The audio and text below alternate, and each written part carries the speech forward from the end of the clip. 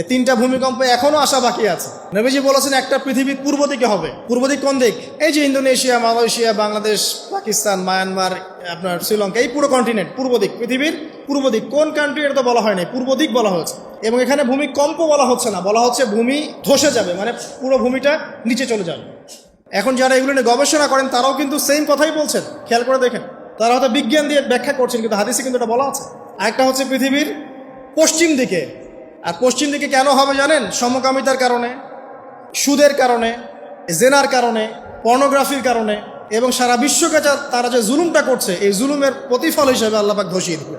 এর কোনো অস্তিত্বই থাকবে না। এখন মনে হচ্ছে না যে পুরো সারা ওয়ার্ল্ডকে রুল করছে, অস্তিত্বই থাকবে, ভূমিধস। আরেকটা হচ্ছে পৃথিবীর মাঝখানে। মাঝখানে কারা আছে বলেন? মাঝখানে আমাদের আমিরুল মুমিনিনরা আছে এখন, নাকি? যারা গান বাজনাকে উন্মুক্ত করে দিচ্ছে, যারা পর্দার শিথিলতা নিয়ে আসছে, হ্যাঁ, যারা ইসরায়েলের সাথে আতাত করছে, এরা আছে, আমিরুল মুমিনিনরা আছে। তো সেখানেও একটা ফিতনা অপেক্ষা করছে, অপেক্ষা করতে থাকেন। তো এই কথাটা বলতে গিয়ে আমি এখানে এসেছি। পৃথিবীতে কিন্তু এখনো তিনটা বড় বড় ভূমিকম্প বাকি আছে। আর সর্বশেষ আলামত হচ্ছে ইয়েমেন। ইয়েমেন থেকে একটা আগুন বের হবে, বিশাল আগুন।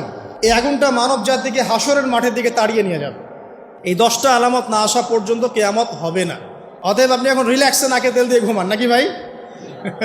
এই 10টা আলামত না আসা পর্যন্ত কেয়ামত হচ্ছে না। তবে এই 10টা আলামত আসার পটভূমি কিন্তু তৈরি হয়ে যাচ্ছে, এটা আমাদের খেয়াল করতে হবে। আচ্ছা আসেন, এই যে শুআয়ব আলাইহিস সালামের কওমকে যে ভূমিকম্প দিয়ে ধ্বংস করা হলো, এই ভূমিকম্প কখন আসে?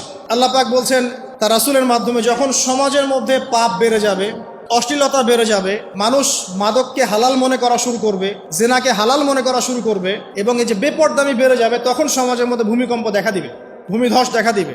গান বাজনা, বাদ্যযন্ত্রকে মানুষ হালাল মনে করা শুরু করবে, তখন এগুলো আসবে। তো এগুলো কি আসার বাকি আছে? এখন কি মনে হচ্ছে? আল্লাহ পাক আমাদেরকে হেফাজত করুন, আমিন। বাঁচার উপায় কি? ওই যে বললাম, রব্বানা বলেন, আতিনা মিন লাদুনকা রাহমা ওয়া হাইয়্ লানা মিন আমরিনা রাশাদা। এভাবেই ইতিহাস নিজেকে পুনরাবৃত্তি ঘটিয়েছে। ইতিহাস পড়ে দেখেন, আমি নিজে হিস্ট্রির ছাত্র, আপনি পড়ে দেখবেন, পুরো ঐতিহাসিক পটভূমি পড়ে দেখবেন, মানুষ এই ঊনবিংশ শতাব্দী আসার আগে এত অশ্লীল ছিল না।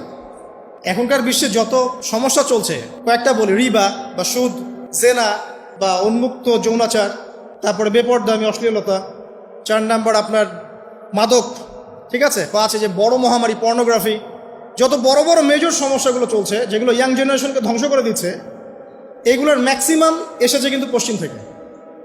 খেয়াল করে দেখবেন, এগুলো কিন্তু বাংলাদেশ থেকে আসে নাই, আসছে ভারত থেকে আসছে, পাকিস্তান থেকে আসছে, সাবকন্টিনেন্ট থেকে আসে নাই। এগুলো দেখবেন একটা নির্দিষ্ট জায়গা থেকে আসছে।